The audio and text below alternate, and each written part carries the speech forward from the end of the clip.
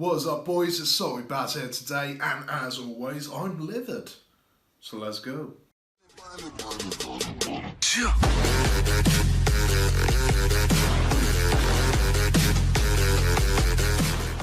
Okay, today we are going to be talking about the incident in Hither Green, South East London.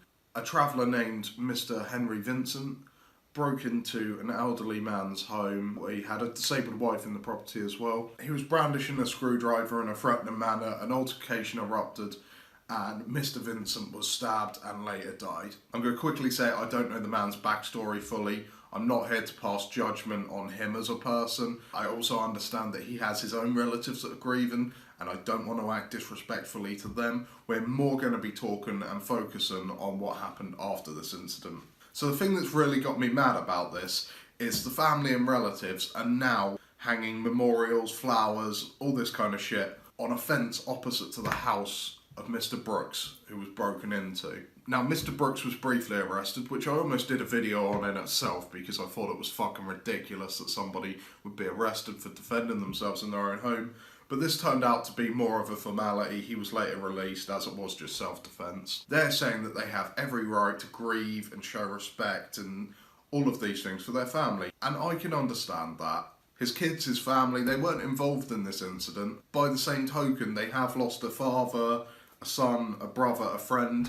I can totally understand wanting to grieve. But this is totally fucking inappropriate. Hanging it outside his house is provocative, it's threatening. They're now using up valuable police resources because the police are having to man this constantly to stop tensions erupting. Local residents have been ripping down the memorials because they say that they're disrespectful, and I'm gonna have to agree on this one. Let's not forget that the victim in this case was Mr. Brooks, who was defending his home. Now, I don't like to hear that anyone has been killed unjustly, and certainly my heart would go out to the family for their loss. But on the same page, you've got to remember that if this man hadn't broke into an old person's home with the intent of robbing him, then he'd still be alive today.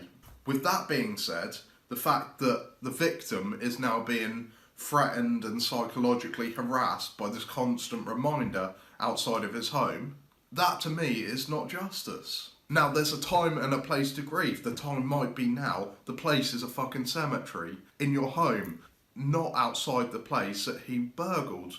Now, I can understand that people like to leave memorials at the site of death. This happens with road accidents, murders. But are you really saying, as family members, you want the place that he is remembered to be a crime scene? Because that doesn't make sense to me. Now, assuming that you don't want his last memorial to be a crime scene, that to me indicates that these are tactics used to intimidate and hurt the victim. Now, Mr. Brooks has been released from prison but hasn't returned home yet, and a lot of neighbours that have spoken to him have suggested that he may never return back to his house. He said that he's too scared of a retaliation. And just think about that for a moment. This man was in his home doing nothing wrong, asleep with his wife, and because of another man's actions, and because he was forced to defend himself, he now may have to leave his home for fear of being attacked further. And the fucking police are defending the right of these people to intimidate him. This isn't a town square, this isn't a big public place. These are private properties. How are the police condoning them leaving flowers and memorials outside of his home? It's like, let's change the crime for a moment. Imagine some big burly bloke broke into my house and raped me. Fuck, I better keep this respectful or it's going to be a nightmare. And because I wasn't keen on ending up with an arsehole like a clown's pocket, I've turned around, there's been an altercation and this guy has been killed. Now, can you imagine that person's family trying to leave wreaths and flowers on my arsehole as the last site that he was active at? Because I can't. Now, I know I'm taking this over the top and exaggerating it, but this is exactly what I'm talking about. You've got to look at Mr. Brooks as a victim in this case. He was doing nothing wrong, he was in his own home, and none of this would have happened if Mr. Vincent hadn't been breaking the law. As with all of us, if one of your family members did something wrong, you'd still love them and you'd still feel that hurt and loss in the most intense of ways. But they do need to acknowledge that he was in the wrong in this case. Mr. Brooks can't be blamed for his death. His actions caused his death.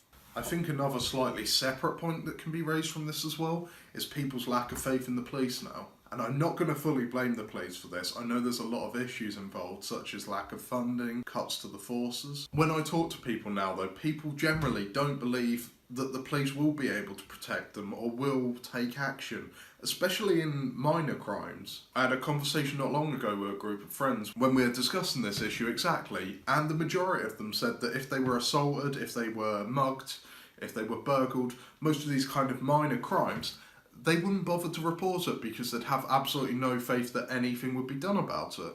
I think that this is another reason that this case has become so massive in the media, because it speaks to a fear that people have, that people perpetrating crimes are less likely to be punished than people that try and act to defend themselves. I know certainly we can't encourage vigilante justice,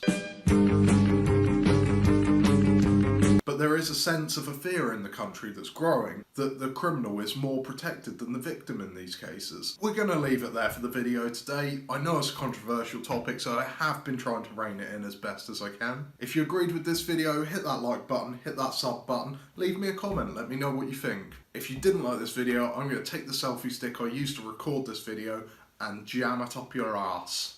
I've already said clown's pocket. And leave you with an arsehole like a wizard's sleeve. Whop! God, fucking vape everywhere, for fuck's sake. Thanks for watching, everyone. Much love.